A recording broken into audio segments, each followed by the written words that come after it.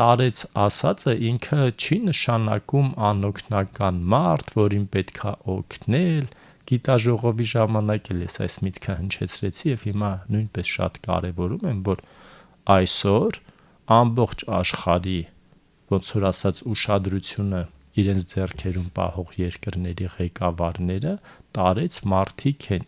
Ջո Բայդենը 80-ն անց է, Թրամփը 80-ն անց է, Պուտինը 70-ն անց է, Էրդողանը 70-ն անց է, այսինքն այսօր տարեցներն են շատ դեպքերում որոշում, թե մնացածները ինչ անեն, եւ դա պետք է չափազանց կարևորվի, որպեսզի մենք տարեց մարդկանց եւ ինքներս չհամարենք, որ տարեց են, տարիքն առած են, դե թող մի կողմ գնան, ոչ էլ իրանք մտածեն, որ իրանք տարեց են եւ իրենց կյանքը ապրել են։ Ինչպես որ տարիքի հետ կապված մեր մարմինն է սկսում աստիճանաբար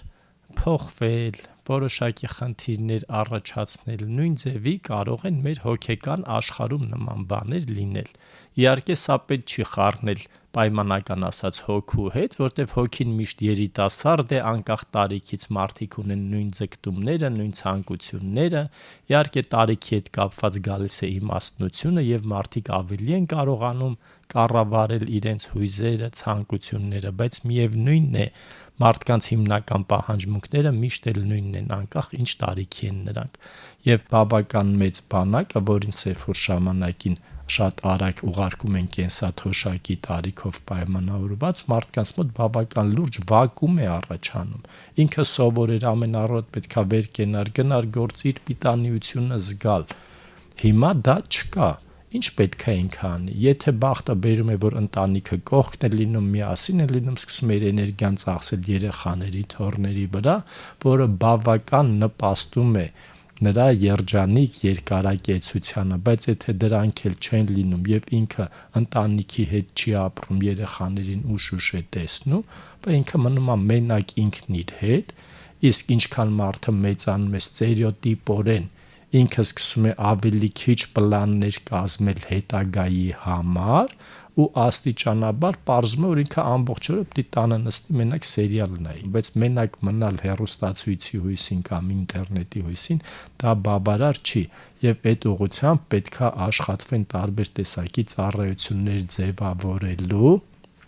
եւ ընդհանուր հասարակական վերաբերմունքը փոխելու։ Դուք արդեն ասացիք, որ շատ հաճախ մենք պատրաստ չենք տեսնել ամբիցիոզ 65 եւ ավելի տարեկանների։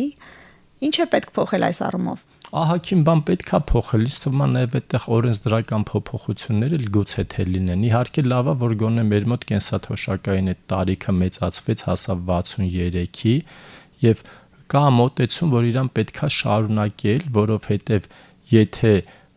այսօր ցավոք սրտի մենք նայում ենք բոլոր աշխատանքի հայտարարությունները 18-ից 25, 35 տարեկան բարետես աղջիկներ եւ այլն, ինչը շատ նույնիսկ ստիգմայի տարրեր է իր մեջ պարունակում եւ մարդուն ինչա թե ինքը մի քիչ տարիքը առել է, արդեն կարող են ասել դու մեզ պետք չես, մենք քո կարիքը չունենք, մինչդեռ յուրաքանչյուր տարեց, եթե իր կյանքը կարողացել է հասկանալով ապրել, քաշով մեկ ոսկի արժի այն իմաստությունը, որը ամբարվում է տարեցների մոտ, եթե գումարվում է նաև ֆիզիկական ակտիվությանը, ապա նրանք անգնահատելի կադրեր կարող են լինել բոլոր տեսակի հարցերում։ Մենք օրինակ համաշխարհային հոգեբուժական ասոցիացիայում ունենք 80 անց բավական շատ պայծառ գիտնականներ, որոնք այսօր էլ ամենապահանջված դասախոսներից են։ Ավելին, իրանք բավական լուրջ ներդրում ունեն հիմա էլ գիտության զարգացման գործում։ Նույնիսկ հիմա ես չեմ էլ ուզենա իրանց տարիքները ասել, բայց մարդիկ են, որոնք մեր կողքին մեզնից ավելի շատ են աշխատում, հատկապես գիտության եւ կլինիկական բնագավառում, բայց չափազանց կարեւոր է, որ շատ աշխատվի բուն տարեցների ինքնագնահատականը բարձրացնելու եւ ինչ որտեղ պահանջկոտություն դրսեւորելու, այսինքն նրանք պետքա եւ պետությունից եւ կազմակերպություններից եւ հարազատներից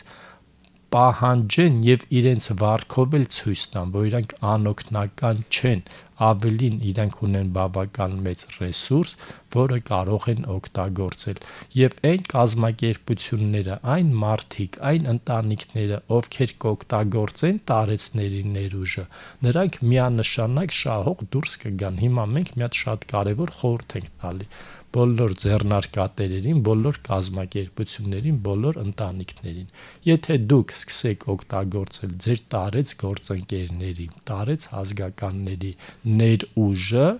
դա չափազանց պիտանի կլինի, որովհետև նրանք հիմա անհրաժեշտություն չունեն ձեզանից շատ գումարներ պահանջելու այն ներդրման համար, որոնք իրանք կարող են անել,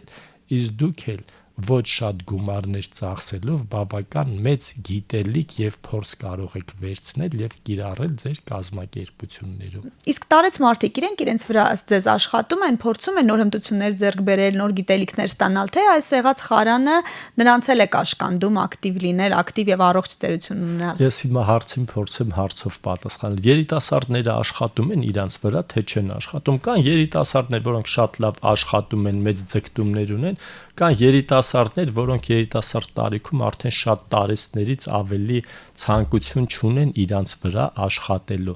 Ամեն ինչ կախված է միջավայրը ինչպես է ընդունում տվյալ մարդուն, բայց ավելի շատ կարևոր է ինչպիսին է իր ինքնագնահատականը։ Եթե մարդը համարում է լավ, ես արդեն տարիքս առել եմ, պետքա ոչ մի բանով չզբաղվեմ, մենակ իմ երեխաներին, թոռներին խնամեմ, դա էլ բավական մեծ ներդրում է տվյալ ընտանիքում։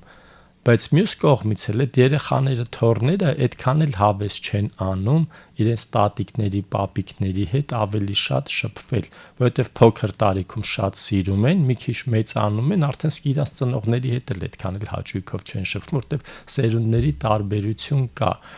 Բայց կարևոր է, որպեսզի ձգտումը երբեք մարդկանց մոտ չմարի, եւ չափազանց կարևոր է, որպեսզի ընտանիքը հասկանա ինչ ուղղվածության է ցանկանում իրենց ընտանիքի տարեց մարդը իր էներգիան ծախսել եւ փորձի պայման ապահովել։ Առաջի հայացքից կթվա, թե մարդիկ զբաղված են, ժամանակ չունեն, որպեսզի տարեցներով զբաղվեն, բայց հիմա ես ձեր հաղորդման ժամանակ հնչեցնում եմ, եթե դուք այսօր 15 րոպեն կամ կես ժամը, մի ժամը խնայում եք, չեք ծախսում ձեր տարեց հարազատների վրա, ապա 1-2 տարի հետո ստիպված եք լինելու կամ 24 ժամը ծախսել կամ վար խնամող վարձել, որպեսզի նրանցով զբաղվի։ Ինչքան շատ ենք մենք զբաղվում մեր տարեց հարազատներով, այնքան կանխարգելում ենք այն խնդիրների առաջացումը, որոնք տարիքի հետ կապված կարող են առաջանալ։ Իհարկե սա 100%-անոց չի,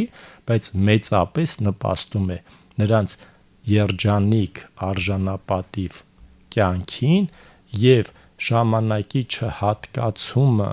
անուշադրության մատնումը, անընդհատ պիտակավորումը շատ արագացնում է խնդիրների առաջացումը։